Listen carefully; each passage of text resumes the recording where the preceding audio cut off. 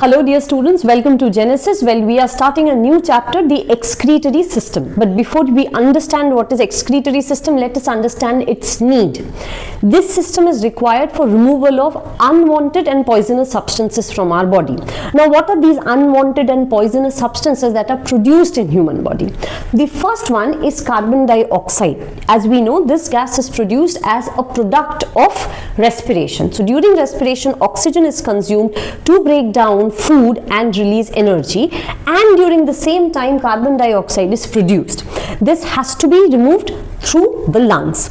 The second one is water. Excess of water in the body can be removed in the form of sweat, which also helps in cooling down the body, or in the form of urine. Your urine has almost 97% water, and this water is required in urine to dissolve other poisonous substances which are produced in the body. So without water you will not bile pigment. This pigment is of two types. One is called bilirubin, another called biliverdin. Now this pigment is produced by the breakdown of hemoglobin from dead RBCs. Location, this happens in the liver. So in the liver, when the dead RBCs go, they are broken down and the hemoglobin pigment is broken down to produce the bile pigments, which are bilirubin and biliverdin. They are mixed in the bile and then they are released in the duodenum of the small intestine.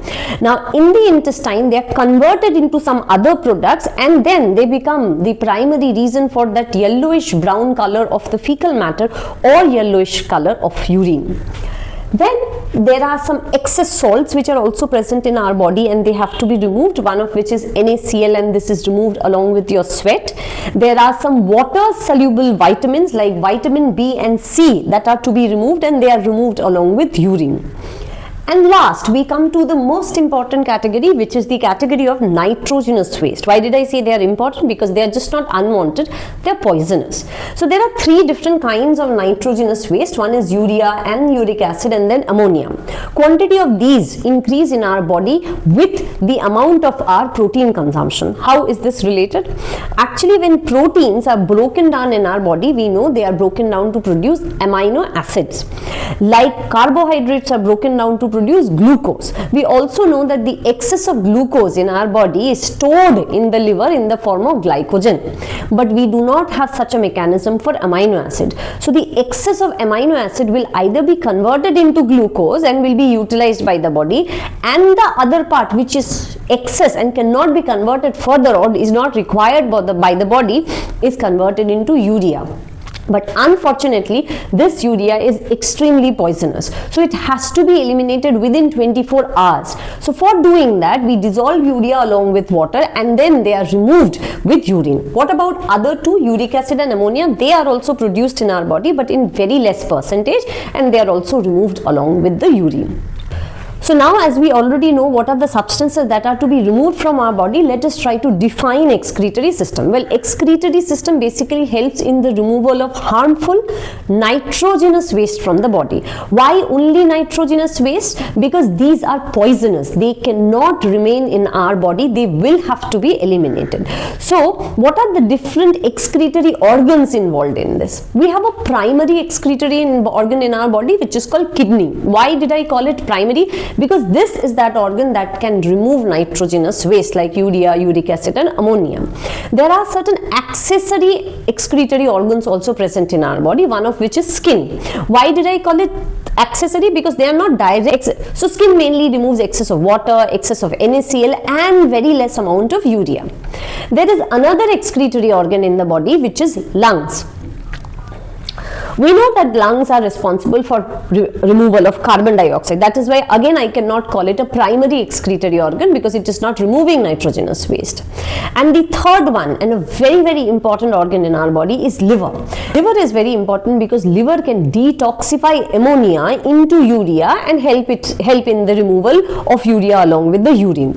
Apart from that, it also causes breakdown of cholesterol, alcohol, different kinds of drugs, and nicotine. So there are four excretory organs, kidney being the primary excretory organ, and the accessory are skin, lungs and liver. Now I hope you have little bit understanding about excretory system. Let's quickly understand the structure of our excretory system. Now since it is a system, it will be made up of various organs. Now this is how your excretory system looks like. It will have a pair of primary excretory organ, kidney. Remember, kidneys are bean shaped. They are almost 10 centimeter in length and 6 centimeter in width. Location, they are present on either side of the backbone and they are protected by your floating ribs. From the kidney arises a pipeline which are called ureter. They are responsible for the collection and passing of the urine from kidney to a bag-like structure which is known as the urinary bladder. So the positioning of the ureter is such that when the urinary bladder squeezes to remove the urine out of the body, there are very less chances of backflow. This urinary bladder, it is stretchable and this is the organ where the urine gets collected. Now from the urinary bladder, the urine is eliminated out of the body through a structure which is known as the urethra. But the opening of the urinary bladder into the urethra is guarded by a very special muscle which is called sphincter muscle. You have heard this name earlier also when we studied digestive system. If you remember, in case of digestive system, we discussed cardiac sphincter muscle, pyloric sphincter muscle. Similarly, here we have sphincter muscles and their main function is to prevent the backflow. They remain active most of the time.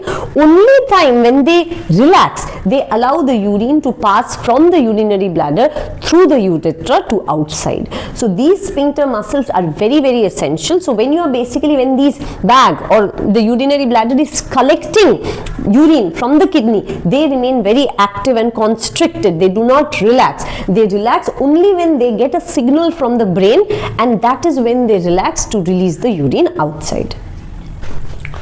Well, now that you know already a lot about kidney, let us understand the ultrastructure of kidney. That means let's see what are the various subparts in the longitudinal section of a kidney. So when we take a longitudinal section of a kidney, we see that the kidney is covered by a capsule-like structure which is known as the renal capsule. The entire mass of the kidney is divided into two parts. The outer part, which is close to the capsule, is called cortex, and the middle part is known as the medulla. The medulla of the kidney is further divided into certain pyramid-like structures, and these are known as renal pyramids. These renal pyramids then unite to form a structure which is known as the pelvis, and this pelvis opens up into the ureter. There is one more thing that you must know, that the notch, okay, that means that curvature from where the ureter comes out is known as the hilum. We often get confused between hilum and the pelvis. Remember, hilum is a notch present in the kidney, whereas what is pelvis? Pelvis are the renal pyramids. When they unite, they form the structure pelvis. Finally, we come to an area where we can see there are masses between the pyramids, and the masses which are between pyramids, they are known as renal column. Now we have come to the last part of the class where I will help you in understanding the blood vessels that enter and exit kidney. Well, as we already know, the blood vessel which is rich in oxygen will enter into the kidney carrying oxygen for it, and the blood vessel which will contain more carbon dioxide will exit out of the kidney. The same thing is happening here. So there is renal artery which brings oxygen rich blood to the kidney. From where does this originate? Of course, it originates from the aorta. Whereas there is a blood vessel which carries out oxygen deficient blood from the kidney, and it is known as renal vein. And where will it go and join? It is going to join the inferior vena cava because it is coming from the lower part of the thorax. Now, another important thing which I wanted to explain here is, if the blood which is entering into the kidney is rich in oxygen, can I call this blood pure? No, this is not pure blood, though it has oxygen, but it is full of nitrogenous waste. That is why the blood which is present in the renal artery is oxygenated but impure, whereas the blood which is present in the renal vein is oxygen deficient but pure, because it has given all its nitrogenous waste to kidney, and now it is absolutely pure blood which will now go and again will circulate from the heart. So we often get confused between pure, impure, and oxygen deficient and oxygen rich blood. See, they are not same terms, okay? So if the blood is rich in oxygen, not necessarily it will be pure. The best example is here, the blood in the renal artery.